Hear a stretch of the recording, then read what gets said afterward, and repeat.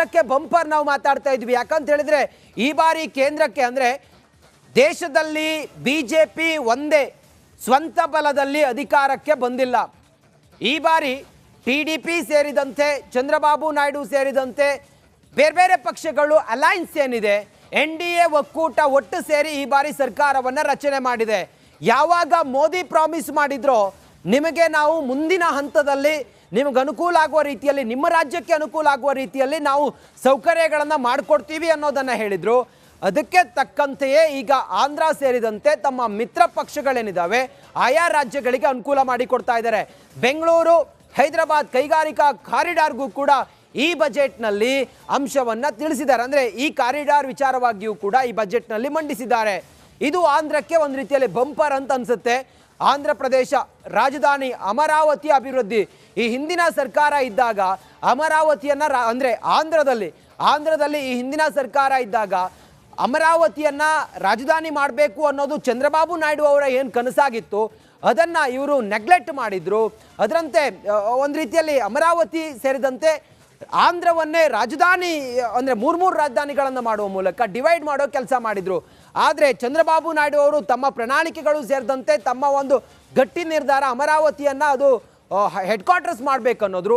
ಆ ಕಾರಣದಿಂದ ಕೇಂದ್ರದ ಬಜೆಟ್ನಲ್ಲೂ ಕೂಡ ಇಲ್ಲಿ ಅನುಕೂಲ ಮಾಡಿಕೊಟ್ಟಿದ್ದಾರೆ ಅನ್ನೋದು ಇಲ್ಲಿ ಭಾಳ ಕ್ಲಿಯರ್ ಆಗಿ ಗೊತ್ತಾಗ್ತಾ ಇದೆ ಅಮರಾವತಿಯ ಅಭಿವೃದ್ಧಿಗೆ.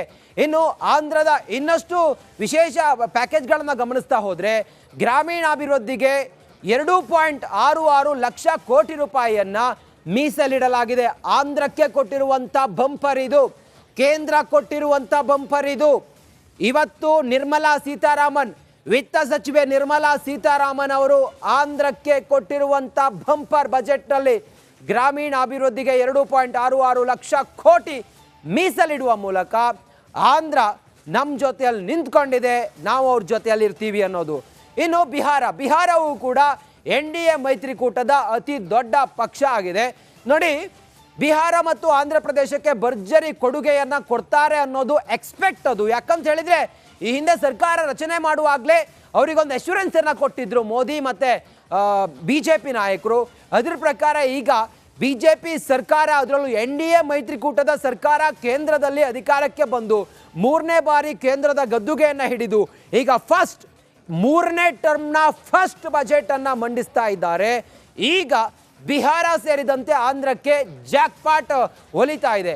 ಬಿಹಾರದಲ್ಲಿ ಎಕ್ಸ್ಪ್ರೆಸ್ ವೇ ನಿರ್ಮಾಣ ಘೋಷಣೆಯನ್ನು ಕೇಂದ್ರ ನಿರ್ಮಲಾ ಸೀತಾರಾಮನ್ ತಮ್ಮ ಬಜೆಟ್ನಲ್ಲಿ ಮಂಡಿಸಿದ್ದಾರೆ. ಹೊಸ ಏರ್ಪೋರ್ಟ್ ಆಸ್ಪತ್ರೆಗಳಿಗೆ ಒತ್ತು ಕೊಡಲಾಗಿದೆ ಬಿಹಾರದಲ್ಲಿ. ಆ ಮೂಲಕ ಬಿಹಾರ ಆಂಧ್ರದ ಅಭಿವೃದ್ಧಿಗೆ ಕೇಂದ್ರ ಟೊಂಕ ಕಟ್ಟಿ ನಿಂತುಕೊಂಡಂಗೆ ಕಾಣಿಸ್ತಾ ಇದೆ. ಯಾವಾಗ ನಮಗೆ ನೀವು ನಮ್ಮ ಬೆನ್ನೆಲುವಾಗಿ ನಮ್ಮ ಜೊತೆಯಲ್ಲಿ ನೀವು ನಿಂತ್ಕೊಂಡಿದ್ರು ಸರ್ಕಾರ ರಚನೆ ಸಮಯದಲ್ಲಿ ನಾವು ನಿಮ್ಮ ರಾಜ್ಯಕ್ಕೆ ಬೇಕಾದಂಥ ಎಲ್ಲ ಸೌಕರ್ಯಗಳನ್ನು ಮಾಡಿಕೊಡ್ತೀವಿ ಅನ್ನೋದನ್ನು ಮೊದಲೇ ಅಶ್ಯೂರೆನ್ಸ್ ಕೊಟ್ಟಿದ್ದಂಥ BJP ನಾಯಕರು ಈಗ ಅದನ್ನು ಸಾಕಾರ ಮಾಡ್ತಾ ಇದ್ದಾರೆ. 26,000 ಕೋಟಿಯಲ್ಲಿ ಹೆದ್ದಾರಿಗಳನ್ನು ಮೇಲ್ದರ್ಜೆಗೆ ಏರಿಸೋದಕ್ಕೆ ಈ ಬಜೆಟ್ನಲ್ಲಿ ಚಿಂತನೆ ಮಾಡಲಾಗಿದೆ, ತೀರ್ಮಾನ ಮಾಡಲಾಗಿದೆ. 15,000 ಕೋಟಿ ವಿಶೇಷ ಅನುದಾನ ಯಾವ ರಾಜ್ಯಕ್ಕೆ? ಬಿಹಾರಕ್ಕೆ 15,000 ಕೋಟಿ ವಿಶೇಷ ಅನುದಾನವನ್ನು ಕೂಡ ಮೀಸಲಿಡಲಾಗಿದೆ. ಒಟ್ಟಾರೆ ಬಿಹಾರ ಮತ್ತು ಆಂಧ್ರದ ಸಂಪೂರ್ಣವಾದಂಥ ಅಭಿವೃದ್ಧಿಗೆ ಈ ಬಜೆಟ್ನಲ್ಲಿ ಏನೇನು ಬೇಕೋ ಎಲ್ಲವನ್ನು ಕೂಡ ವಿತ್ತ ಸಚಿವೆ ನಿರ್ಮಲಾ ಸೀತಾರಾಮನ್ ಅವರು ತಮ್ಮ ಬಜೆಟ್ನಲ್ಲಿ ಮಂಡಿಸಿದ್ದಾರೆ. To fulfill the commitments in Andhra Pradesh Reorganization Act,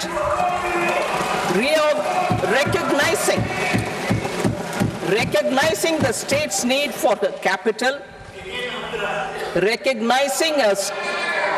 recognizing the state's need for a capital, we will facilitate special financial support through multilateral development agencies. In the current financial year, 15,000 crore rupees will be arranged with additional amounts in future years.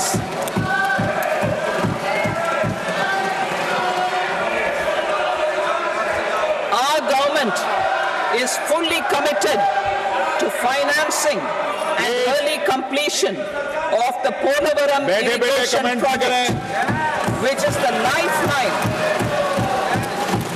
which is the lifeline for Andhra Pradesh and its farmers. This will facilitate our country's food security as well. To fulfill the commitments in Andhra Pradesh Rajith, ಈಗ budget ಬಿಟ್ಟು mostly Renukaswamy ಕೊಲೆ ಪ್ರಕರಣಕ್ಕೆ ಸಂಬಂಧಪಟ್ಟಂತೆ ಪರಪ್ಪನ ಅಗ್ರಹಾರ ಜೈಲು ಪಾಲಾಗಿರುವ ನಟ ದರ್ಶನ್ ಜ್ವರದಿಂದ ಬಳಲುತ್ತಿದ್ದಾರಂತೆ. ಮನೆ ಊಟ ಬೇಕು ಅನ್ನೋ ಕಾರಣವನ್ನ ಕೂಡ ಇದೇ ವಿಚಾರವನ್ನ ಪ್ರಸ್ತಾಪ ಮಾಡಿದ್ರು. ಜ್ವರ, ಫುಡ್ ಪಾಯ್ಸನ್ ಆಗಿದೆ, ಆಗ್ತಾ ಇಲ್ಲ ನನಗೆ, ಮನೆ ಊಟ ಬೇಕು ಅಂತ. ಬಟ್ ಸದ್ಯಕ್ಕಂತೂ ಆ ಭಾಗ್ಯ ಸಿಗ್ಲಿಲ್ಲ. ಆದ್ರೆ ಜ್ವರ ಮಾತ್ರ ಅವ್ರಿಗೆ ಕಡಿಮೆ ಆಗಿಲ್ಲ. ಹವಾಮಾನ ವೈಪರೀತ್ಯದಿಂದಾಗಿ ಜ್ವರದಿಂದ ಬಳಲುತ್ತಿದ್ದಾರಂತೆ ನಟ ದರ್ಶನ್. ಜೈಲ್ನ ಅಂದ್ರೆ ಪರಪ್ಪನ ಅಗ್ರಹಾರದ ಆ ಜೈಲಲ್ಲೇ ಆಸ್ಪತ್ರೆಯಲ್ಲಿ ಸದ್ಯ ಚಿಕಿತ್ಸೆಯನ್ನು ನೀಡಲಾಗ್ತಾ ಇದೆ ಅಂತೆ. 3 ದಿನದಿಂದ ನಿರಂತರವಾಗಿ ಜ್ವರ ಕಾಣಿಸ್ಕೊಂಡಿದೆ. ಹಾಗಾಗಿ ಅವರಿಗೆ ಆಸ್ಪತ್ರೆಯಲ್ಲಿ ದಾಖಲಿಸಿ ಚಿಕಿತ್ಸೆಯನ್ನು ನೀಡಲಾಗ್ತಾ ಇದೆ ಅನ್ನೋದ್ರ ಡೀಟೇಲ್ ಸಿಗ್ತಾ ಇದೆ. ಕರೆಕ್ಟ್, ಎಕ್ಸಾಕ್ಟ್ಲಿ ಶ್ರುತಿ. ನಿನ್ನೆ ಅವರಿಗೆ ಮನೆ ಊಟ ಕೊಡಬೇಕು ಅನ್ನೋ ವಿಚಾರ ಪ್ರಸ್ತಾಪ ಬಂದಾಗ ಅಥವಾ ಅದರ ವಿಚಾರಣೆಯನ್ನ ಮಾಡಿದಾಗ ಬಹಳ ಕ್ಲಿಯರ್ ಆಗಿ ಹೇಳಿದ್ರು, ದರ್ಶನ್ ಫಿಟ್ ಆ್ಯಂಡ್ ಫೈನ್ ಆಗಿದ್ದಾರೆ. ಅವರ ಮೆಡಿಕಲ್ ರಿಪೋರ್ಟ್ ಏನಿದೆ, ಅವರು ಫೈನ್ ಆಗಿದ್ದಾರೆ ಅನ್ನೋದನ್ನು ಹೇಳ್ತಾ ಇದೆ. ಆರೋಗ್ಯ ಸಮಸ್ಯೆ ಏನೂ ಇಲ್ಲ, ಜೈಲಲ್ಲಿ ಏನು ಕೊಡ್ತಾರೋ ಅದನ್ನೇ ತಿನ್ನಬೇಕು ಅಂತ ಹೇಳಿ ಸರ್ಕಾರಿ ಪ್ರಸನ್ನ ಕುಮಾರ್ ಅವರು, ಸ್ಪೆಷಲ್ ಪ್ರಾಸಿಕ್ಯೂಟರ್, ಅವ್ರು ಹೇಳಿದ್ರು. ಅದಾದ ನಂತರ ದರ್ಶನ್ ಪರ ವಕೀಲರು ಹೇಳ್ತಾ ಇದ್ರು, ಅವರಿಗೆ ವಾಮಿಟ್ ಆಗ್ತಾ ಇದೆ, ಜೈಲೂಟ ಸೇರ್ತಾ ಇಲ್ಲ, ಅವರ ಆರೋಗ್ಯ ಹದಗೆಡ್ತಾ ಇದೆ ಅನ್ನೋದನ್ನ ನ್ಯಾಯಾಧೀಶರ ಮುಂದೆ ಪ್ರಸ್ತಾಪ ಮಾಡಿದ್ರು. ಆದರೆ ಕಾನೂನು ಹೆಂಗಿದೆಯೋ ಹಾಗೆ ಮಾಡಿ, ನಾವೇನು ಅವರಿಗೆ ವಿಶೇಷ ಸವಲತ್ತು ಅಥವಾ ಸೌಕರ್ಯ ಕೊಡಿ ಅಂತ ಹೇಳ್ತಾ ಇಲ್ಲ. ಆರೋಗ್ಯ ಕೈಕೊಟ್ಟಿದೆ, ಅವರದು ಹದಗೆಟ್ಟಿದೆ, ಹಾಗಾಗಿ ಅವರಿಗೆ ಮನೆ ಊಟ ಕೊಡಬೇಕು ಅನ್ನೋದನ್ನ ನಿನ್ನೆ ಪ್ರಸ್ತಾಪ ಮಾಡಿದ್ರು ನ್ಯಾಯಾಧೀಶರ ಮುಂದೆ. ಅದರ ಅಂತಿಮ ಆದೇಶ ಏನು ಗುರುವಾರ ಇದೆ. ಇವತ್ತು ದರ್ಶನ್ಗೆ ಆರೋಗ್ಯ ಹದಗೆಟ್ಟು ಅವರಿಗೆ ಜ್ವರ ಇದೆ ಅನ್ನೋದ್ರ ಬಗ್ಗೆ ಮಾಹಿತಿ ಸಿಗ್ತಾ ಇದೆ. ಇದನ್ನು ಗಮನಿಸ್ತಾ ಇದ್ರೆ ಬಹುಶಃ ಅವರಿಗೆ ಅಲ್ಲಿನ ಫುಡ್, ಅಲ್ಲಿ ಜೈಲಿನ ಊಟ ಅವರಿಗೆ ಸರಿ ಹೊಂತಾ ಇಲ್ಲ, ಅವರ ಆರೋಗ್ಯದ ಮೇಲೆ ಪರಿಣಾಮ ಬೀಳ್ತಿದೆ ಅನ್ನೋದು. ಫುಡ್ ಅನ್ನೋದಕ್ಕಿಂತಲೂ ಹವಾಮಾನ ವೈಪರೀತ್ಯ, ಒಂದ್ ಕಡೆ ಮಳೆ ಆಗ್ತಾ ಇದೆ, ಚಳಿ ಬೇರೆ, ಹಾಗಾಗಿ ಅಲ್ಲಿ ಕ್ಲೋಸ್ಡ್ ವಾತಾವರಣ ಇರಲ್ಲ ಒಳಗಡೆ ಅಂತ, ಬೆಚ್ಚಗಿರಕ್ಕಾಗಲ್ಲ, ಹಾಗಾಗಿ ಆ ಜ್ವರ ಜಾಸ್ತಿ ಆಗಿರಬಹುದು ಅಂತ. ಬಟ್ ಇಲ್ಲಿ ಊಟದ ಸಮಸ್ಯೆ ಅಂತ ಕಾಣಿಸ್ಕೊಳ್ಳಲ್ಲ ಅನ್ನುವಂತಹ ವಿಚಾರವನ್ನ ಈ ಕಡೆ ಆಕ್ಷೇಪಣೆ ಸಲ್ಲಿಕೆ ಆಯ್ತಲ್ಲ ಪೊಲೀಸರಿಂದ. ಸ್ಪೆಷಲ್ ಪಬ್ಲಿಕ್ ಪ್ರಾಸಿಕ್ಯೂಟರ್ ಅವರು ಕೂಡ ಅದೇ ವಿಚಾರವನ್ನ ಪ್ರಸ್ತಾಪ ಮಾಡುತ್ತಿದ್ರು, ಊಟದ ಸಮಸ್ಯೆ ಇಲ್ಲ, ದಯವಿಟ್ಟು ಅವಕಾಶ ಮಾಡಿಕೊಡ್ಬೇಡಿ ಅಂತ.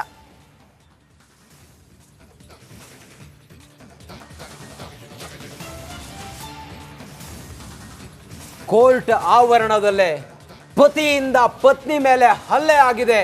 ಮಾರಕಾಸ್ತ್ರವನ್ನ ಹಿಡಿದು ಚಾಕು ಹಿಡ್ಕೊಂಡು ಪತ್ನಿ ಮೇಲೆ ಹಲ್ಲೆ ಮಾಡಿದ್ದಾನೆ, ಆಕೆಗೆ ಚುಚ್ಚಿದ್ದಾನೆ. ಕೋರ್ಟ್ ಆವರಣದಲ್ಲೇ ಆಗಿರುವಂತ ಘಟನೆ ಇದು. ಪತ್ನಿಗೆ ಪತಿಯಿಂದ ಚಾಕು ಇರಿತಾಗಿರುವಂತ ಘಟನೆ, ಅದು ಕೋರ್ಟ್ ಆವರಣದಲ್ಲೇ.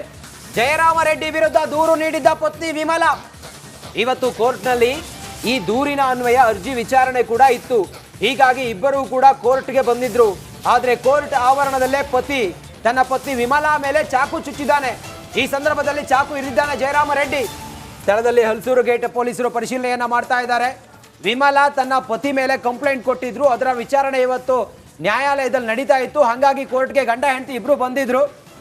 ಗಂಡನ ಕೈಯಲ್ಲಿದ್ದಂಥ ಚಾಕು, ಗಂಡ ತಂದಂತ ಚಾಕು ತನ್ನ ಹೆಂಡತಿ ವಿಮಲಾ ಮೇಲೆ ಚುಚ್ಚಿದ್ದಾನೆ, ಗಂಭೀರವಾಗಿ ಗಾಯಗೊಂಡಿದ್ದಾರೆ. ವಂಡರ್ ಏನ್ ಗೊತ್ತಾ, ಕಾನೂನಿನ ಭಯದ ಮುಂದೆ ಇವ್ರಿಗೆ ದ್ವೇಷನ ಹೆಚ್ಚಾಗ್ಬಿಡುತ್ತಲ್ಲ ಅಂತ. ಕರೆಕ್ಟ್. ಆವರಣದಲ್ಲಿ ನಿಂತ್ಕೊಂಡು, ಕಾನೂನಿನ ಆವರಣದಲ್ಲಿ ನಿಂತ್ಕೊಂಡು ಇಂಥ ಘಟನೆಗಳಿಗೆ ಸಾಕ್ಷಿ ಆಗ್ತೀವಿ ಅಂದ್ರೆ ಕಾನೂನಿನ ಭಯ ಎಷ್ಟರ ಮಟ್ಟಿಗಿದೆ ಕೆಲವರಿಗೆ ಅನ್ನೋದು ಪ್ರಶ್ನೆ ಆಗ್ಬಿಡುತ್ತೆ.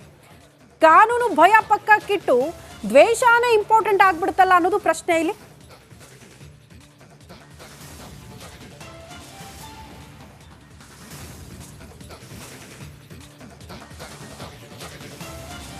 ಉತ್ತರ ಕನ್ನಡ ಜಿಲ್ಲೆ ಈ ಮಲೆನಾಡು ಭಾಗದಲ್ಲಿ ನಿರಂತರವಾಗಿ ಮಳೆ ಆಗ್ತಾ ಇರೋದ್ರಿಂದ ಸಾಕಷ್ಟು ಅವಾಂತರಗಳು ಸೃಷ್ಟಿಯಾಗ್ತಾ ಇದೆ. ಈಗಲೂ ಕೂಡ ಮಲೆನಾಡಲ್ಲಿ ಹೆಚ್ಚು ಮಳೆ ಆಗ್ತಾ ಇರೋದ್ರಿಂದ ಮನೆ ಮೇಲೆ ಗುಡ್ಡ ಕುಸಿತವಾಗಿದೆ ಅನ್ನೋದ್ರ ಡೀಟೇಲ್ಸ್ ಸದ್ಯ ಸಿಗ್ತಾ ಇದೆ. ಇಂಥ ಘಟನೆಗಳು ಸಹಜ ಅನ್ನೋ